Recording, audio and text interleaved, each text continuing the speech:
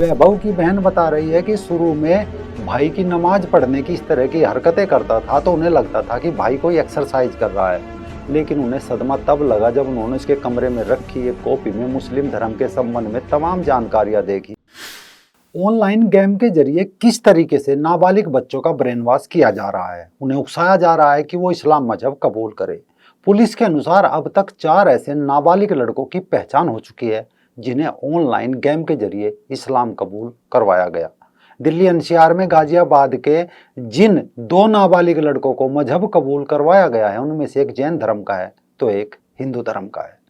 नमस्कार, मैं राजीव चौधरी। रंग दे बसंती देखना शुरू कर चुके हैं आप। आज बात बच्चों के खेल की, उनके गेम की। आज विस्तार से बात करेंगे कि कैसे आपका बच्चा जो ना घर के बाहर जाता, ना वो किसी यार दोस्त के पास बैठता, लेकिन घर में रहते रहते वो कैसे खूंखार बनता चला जा रहा है। कैसे दूर बैठा कोई शख्स जिसे ना आप जानते ना आपका बच्चा जानता, लेकिन वो उस बच्चे का माइंड वॉश कर रहा है, उसका धर्म बदल रहा है, उससे उसके सगे संबंधियों का कत्ल तक करवा रहा है। उम्मीद है पूरा माजरा समझने के लिए वीडियो में एंड तक आप बने रहेंगे। एक जमाना था जब बच्चे शाम के वक्त घर के आंगन में, अड़ोस पड़ोस में, गली मोहल्लों में, खेत खलियानों में या पार्कों में खेलने जाया करते थे। उनके जितने भी खेल होते थे उन खेलों में शरीर की कसरत कहो या व्यायाम हुआ करता था। थोड़ी बहुत चोट भी लग जाती थी, लेकिन अक्सर बच्चे छिपा लिया करते थे। शरीर से पसीना निकलता था, वो निरोगी भी रहते थे और मजबूत भी। उन खेलों में नाम मात्र का खर्चा होता था। ज्यादातर खेल एकदम फ्री होते थे। ज्यादा से ज्यादा कभी कभी एक कैरम बोर्ड दिला दिया या बल्ला। ऐसे खेल खेल कर देश ने कपिल देव, मेजर ध्यानचंद, दारा सिंह, मिल्खा सिंह न जाने कितने खिलाड़ी इस देश को दिए, जिन्होंने ना केवल अपने परिवार का, अपने गांव का, जिले का, बल्कि इस भारत का भी सर विश्व पटल पर गौरव से ऊंचा किया। ये सब आउटडोर गेम्स थे, लेकिन अब इनकी जगह इंडोर ऑनलाइन गेम्स ने ले ली। क्रिकेट बैट की जगह हाथ में मोबाइल फोन आ गया। पहले जिस फोन पर बच्चे औसतन 151 मिनट बिताया करते थे, अब वो बढ़कर 218 मिनट हो गई है। आर्टिफिशियल इंटेलिजेंस का ऑनलाइन गेम के इस दौर में माता पिता भी सोचते हैं कि थोड़ी देर मोबाइल पर गेम खेलने में क्या जा रहा है, बच्चा है खेल लेने दो। लेकिन इसके बाद देश के अलग अलग शहरों से खबर आती है कि दिल्ली से सटे ग्रेटर नोएडा में एक 15 साल के बच्चे ने एक ही रात में 2 कत्ल किए। एक कत्ल अपनी सगी माँ का और दूसरा अपनी सगी बहन का। ये दोनों कत्ल बच्चे ने क्रिकेट बैट से पीट पीट कर किए थे। कत्ल करने की वजह क्राइम फाइटर गेम बताया गया था। इससे पहले राजस्थान के जोधपुर में एक लड़के ने गेम को लेकर अपने छोटे भाई के सीने में कई बार चाकू मारकर उसकी बेरहमी से हत्या कर दी थी।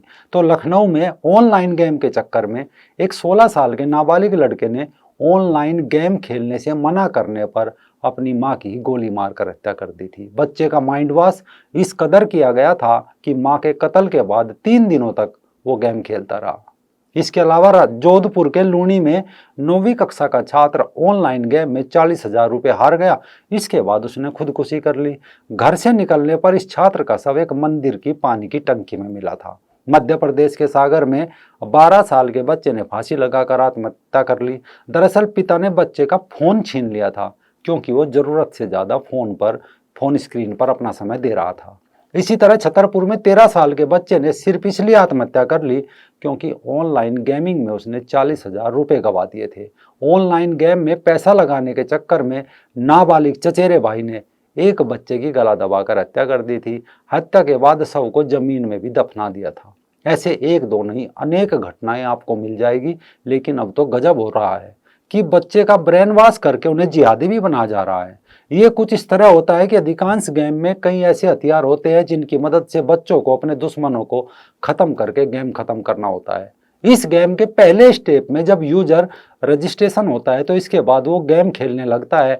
गेम में उसका कई लोगों के साथ एक ग्रुप बन जाता है और अक्सर उनके साथ इस गेम को जो खेलता है, खेलते समय यूजर को ये नहीं पता होता कि उसके साथ जिन लड़कों का ग्रुप बना है उनकी आईडी फेक है या सही है। वे आपस में बातें करने लगते हैं और एक दूसरे से चैट भी होती है। धीरे धीरे फेक आईडी के लोग गेम के जरिए यूजर को फंसाते हैं। उसको कहते हैं अगर गेम जीतना है तो फिर कुरान की कुछ आयतें पढ़नी होगी और नमाज अता करनी होगी। इसके साथ यूजर को ये भी कहा जाता है कि खुदा में बहुत ताकत है, वो गेम क्या जीवन की हर मुश्किल को दूर कर देगा। बच्चा नहीं जानता कि ये सब क्या है।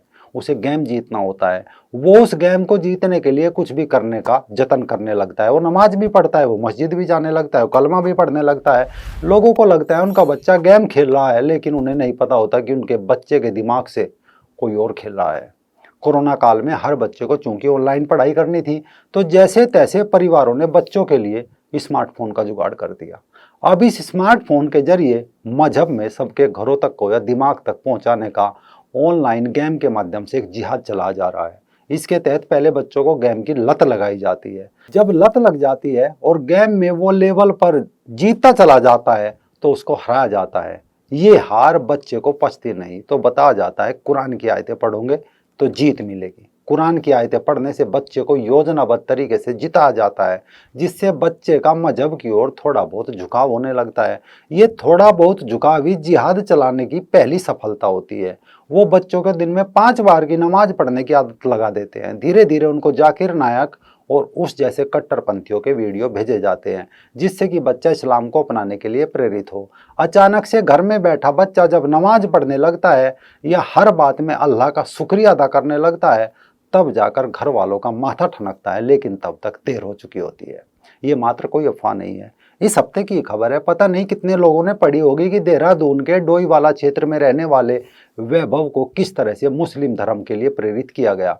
वैभव की बहन बता रही है कि शुरू में भाई की नमाज पढ़ने की इस तरह की हरकतें करता था तो उन्हें लगता था कि भाई कोई एक्सरसाइज कर रहा है, लेकिन उन्हें सदमा तब लगा जब उन्होंने उसके कमरे में रखी एक कॉपी में मुस्लिम धर्म के संबंध में तमाम जानकारियां देखी।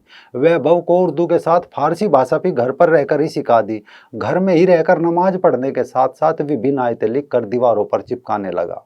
अब वैभव का पिता दुखी है, निराश है।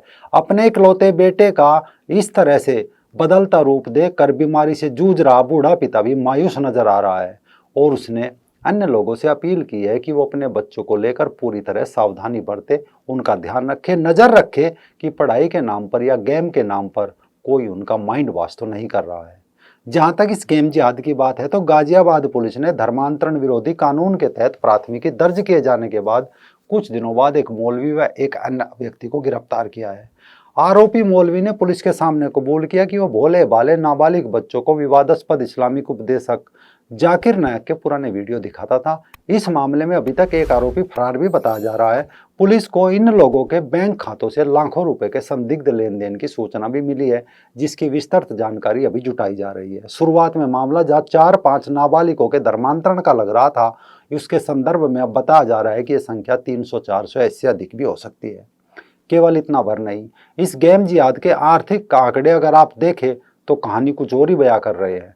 भारत में ऑनलाइन गेमिंग इंडस्ट्री तेजी से ग्रोथ कर रही है। साल 2019 के दौरान ऑनलाइन गेमिंग इंडस्ट्री ने 40% की दर से ग्रोथ किया। इसका सालाना राजस्व 6500 करोड़ रुपए तक पहुंच गया था, जो कि पिछले साल 2022 के आखिर तक इसके करीब 3 गुना बढ़कर 18,700 करोड़ हो जाने की पुष्टि की गई है। इसके अलावा ऑनलाइन गेम्स खेलने वालों की संख्या साल 2010 में जहां मात्र 2.5 करोड़ थी, साल 2018 तक ये करीब 27 करोड़ पर पहुंच चुकी है।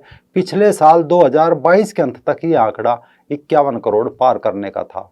KPMG फर्म की रिपोर्ट बताती है कि पहले लॉकडाउन के बाद से ही गेमिंग ऐप्स पर लोगों ने पहले की तुलना में 21% ज़्यादा समय बिताना शुरू किया।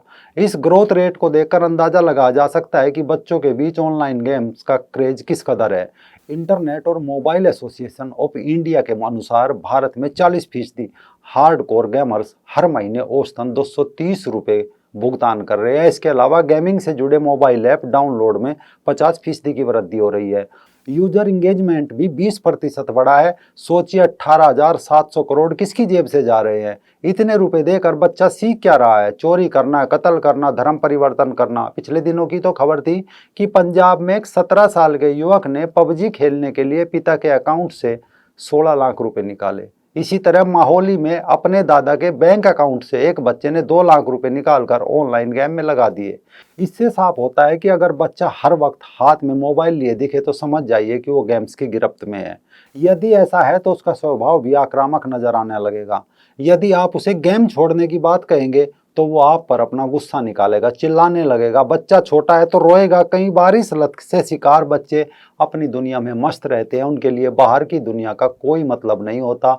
वो गेम की दुनिया को अपनी दुनिया समझने लगते हैं, उसमें दिखाए गए हथियारों को चलाने के लिए प्रेरित होते हैं। यदि उनके हाथ में गलती से हथियार आ जाए तो ट्रिगर भी दबा देते हैं। समझना होगा आपके बच्चे ऑनलाइन गेम में क्या सीख रहे हैं, क्या खेल रहे हैं, किससे बात कर रहे हैं, इस पर ध्यान दीजिएगा। फ़ोन पर कौन कौन सी ऐप डाउनलोड हो रही है उस पर नज़र रखिएगा, क्योंकि अब कोई बाबर, तैमूर या गजनवी घोड़े पर बैठकर जिहाद करने नहीं आएगा। अब ये जिहाद सीधा इंटरनेट के जरिए, आर्टिफिशियल इंटेलिजेंस के जरिए की जा रही है। आज वैभव का पिता रो रहा है, हो सकता है कल कोई और रोता बिलखता पिता सामने आए, या किसी की माँ की लाश अंदर छिपी पाए। बेशक बच्चा आपका हो, लेकिन उसका ब्रेन वॉश कोई और कर रहा है। अगर आपको ये वीडियो पसंद आई हो तो शेयर ज़रूर करें, लाइक का बटन ज़रूर दबा दें और सब्सक्राइब भी करें।